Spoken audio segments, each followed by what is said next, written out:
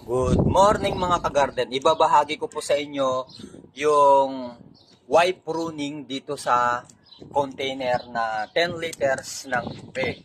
Ito po ay isang talong.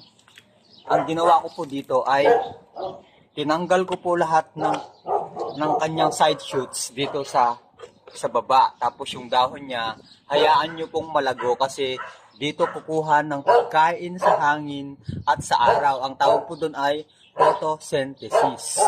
Tapos kapag meron po siyang Y na ganito, ang tawag po dito ay Y pruning. Tapos yung unang bulaklak dito ay tinanggal ko para yung kanyang paglago ay tutuloy pa.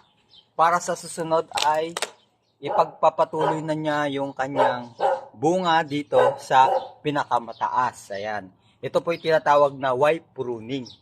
Sana po ay meron kayong konti